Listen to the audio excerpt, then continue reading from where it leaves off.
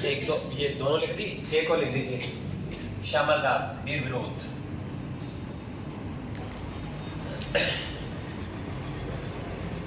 रणथंभौर के चारों ओर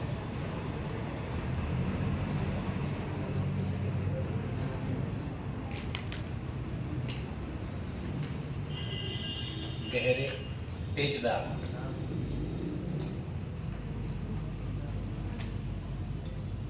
खाई कांटों से होकर गुजरना पड़ता है।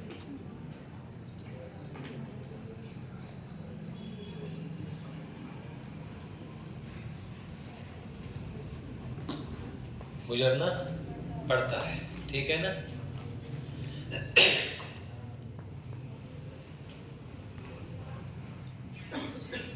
एक कहावत और है, त्रिया तेल हम्मी रट।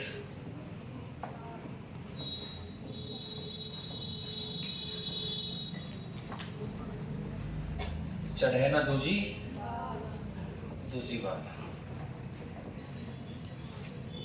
रणथंभौर दुर्ग के लिए भी है, हमीरदेव चौहान के लिए भी है।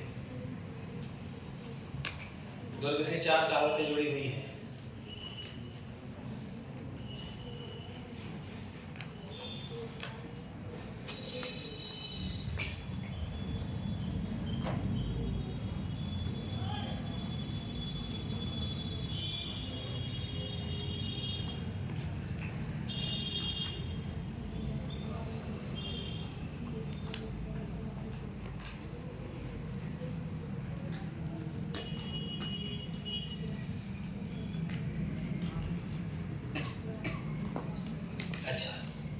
एक व्यक्ति और था, जलालुद्दीन खिलजी, उसने भी कहा था कुछ, कहा कहीं मैं ऐसे 10 दुर्गों को मुसलमानों के एक बाल की बराबर।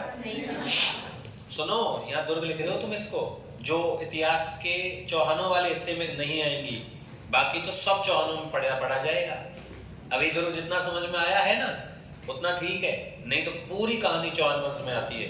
ये कहावत क्यों कही, कैसे कही, क्योंकि उस इतिहास को पढ़ते हैं फिर पूरा। नहीं आई समझ में, फिर मैं उनको पढ़ाने लग जाऊंगा तो इतिहास पढ़ाना पड़ेगा मुझे पूरा, तो मुझे चौहान तो तब भी कराने ना, तो मैं चौहान कराऊंगा तुमको, तब आएगा ये पूरा। मतलब आप 95% दुर्ग को चौहानों के साथ में पढ़ोगे। अब जो इसमें चीजें हैं दुर्ग के साथ में लिख रहे हैं, आई समझ में नहीं आई बात। हाँ, एक और लिख लीजिए, जेके की कहावत। 2 बार हार के गया वो यहाँ से।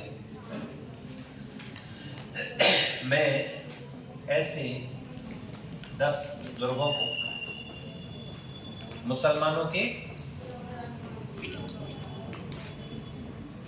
एक बाल की बराबर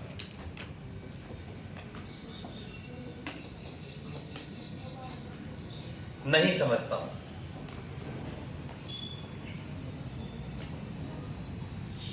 ठीक है ना, ये कहावत है, सब आएंगी, ये भी आ जाएगी, ये भी आ जाएगी, ये आप यहाँ याद कर लेना, ये भी आ जाएगी और ये भी आ जाएगी। एक बची है बस श्यामल दास वाली कि गहरे पेचदार खाई से ऐसे गुजरना पड़ता है, बाकी तो सब इतिहास जब पढ़ोगे चौहानों का तो वहां आपको मिल जाएंगे, सब पूरा याद हो जाएगा। अच्छा, दरवाजे लिख दूं,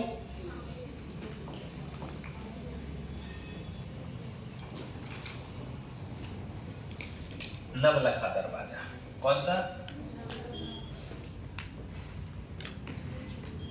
सबसे इंपॉर्टेंट है ये।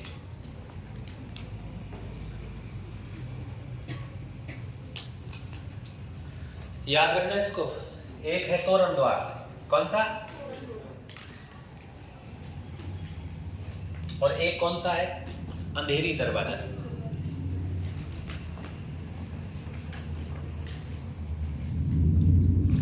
अंधेरी द्वार। और 3 पोल और हैं, बड़े पोल, बड़े दरवाजे लिखवाइए, इनको बता लीजिए। नवलखा सबसे इंपॉर्टेंट है ना, नवलखा द्वार। चित्तौड़गढ़ दुर्ग का मुख्य दरवाजा क्या कहलाता है? नवलखा।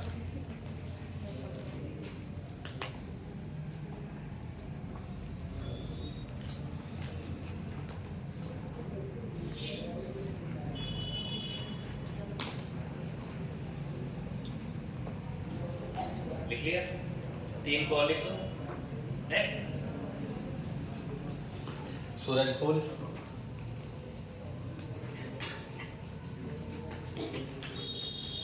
गणेशपुर और हाथीपुर।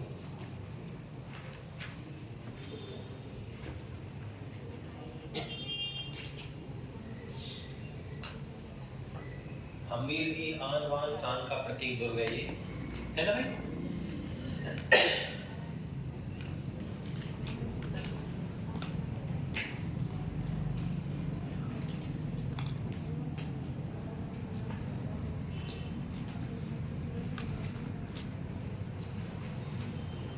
ऐसे रणस्तंभपुर का मतलब पूछ ले पेपर में है। रणस्तंभपुर का अर्थ क्या है? रण की घाटी में बसा हुआ शहर, ठीक है। उतार लिया। उधर ऊपर जहां तुमने लिखा है शुरू में उसके सामने लिख दो, ये आपकी किताब में सवाल है। रणस्तंभपुर, रण की घाटी में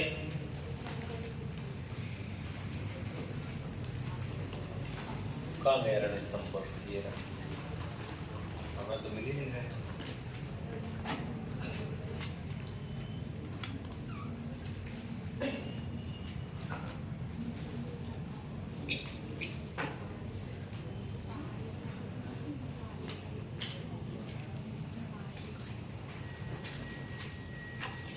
रण की घाटी में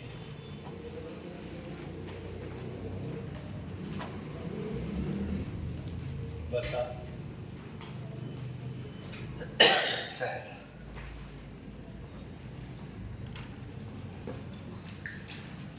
घाटी तो हो गई कौन सी? रण की। पहाड़ी कौन सी हो गई? स्तंभ या थम्बन पहाड़ी, ठीक है ना। थम्बन या स्तंभन पहाड़ी एक ही बात है, पूरा नाम है रणस्तंभपुर या रणतयपुर या रणती दुर्ग, ठीक है ना, एक ही नाम है ये सब।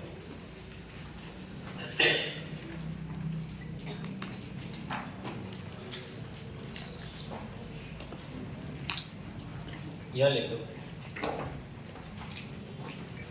उपनाम में लिखा देता हूं।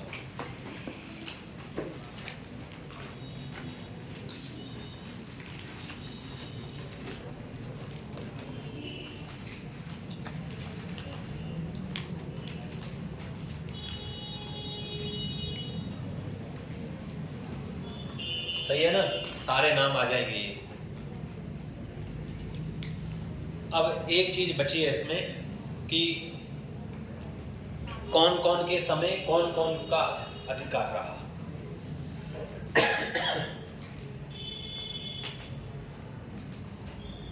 अभी लिखवा दें या बाद में लिखवा दो?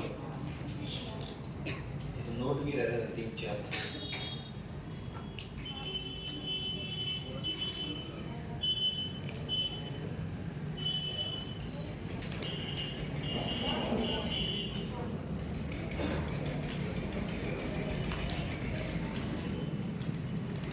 लिखें, पूरा लिखा तो डायग्राम। अधिकार क्षेत्र किस किस के अधिकार में रहा उसको लिख देना। सबसे पहले नंबर पे चौहान लिख दीजिए, किन के अंडर में रहा?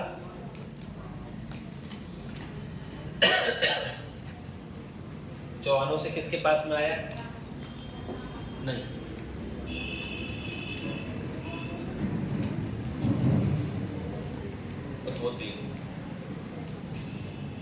ऐबक, ठीक है ना।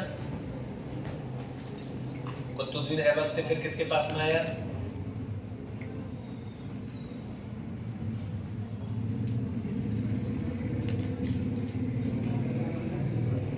गोविंदराज। गोविंदराज, गोविंदराज के बाद में यहाँ पर राजा हुआ कौन? हम्मीर। हम्मीर के बाद में किसका अधिकार हो गया? अलाउद्दीन खिलजी का। अलाउद्दीन खिलजी ने इसका अधिकार किसको सौंपा? उलगू खां को। किसको? उलगू खां। अरे नहीं लिख पाया था क्या? कोई बात नहीं, दोबारा मैं पूरा लिखवाऊंगा, ठीक है ना। उसके बाद में आ जाइए सांगा के पास। सांगा ने किसको दिया?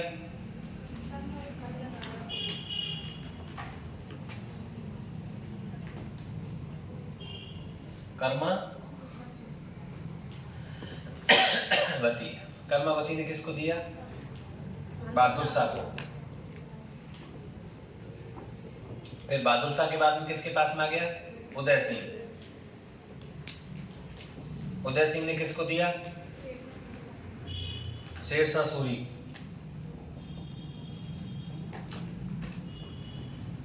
शेरशाह सूरी ने आदिल खां को। उसके बाद में वापस किसके पास में आ गया? उदय सिंह के पास। वापस उदय सिंह ने जीत लिया, महाराणा उदय सिंह ने। उदय सिंह ने किसको दिया? सुरजनहाड़ा को। सुरजनहाड़ा पर अटैक किया, सुरजनहाड़ा ने किसको दे दिया? अकबर को।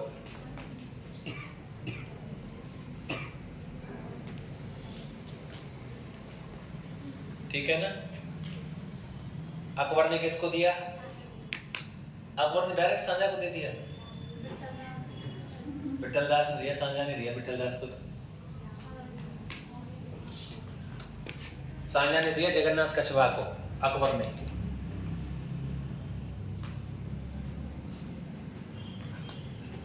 जगन्नाथ कछवा। उसके बाद में किसके पास में आ गया साहब? ये जहांगीर के पास। जहांगीर के पास में सांझा के पास। सांझा ने किसको दे दिया? विठल गौड़ को। ठीक है ना? इस तरीके से पूरा दुर्ग है। बना लीजिए पूरा डायग्राम। क्या नीचे सरका था? पूरा ना बनाओ तुमने। सामा पैतलियो। सही है? याद रखना इसको।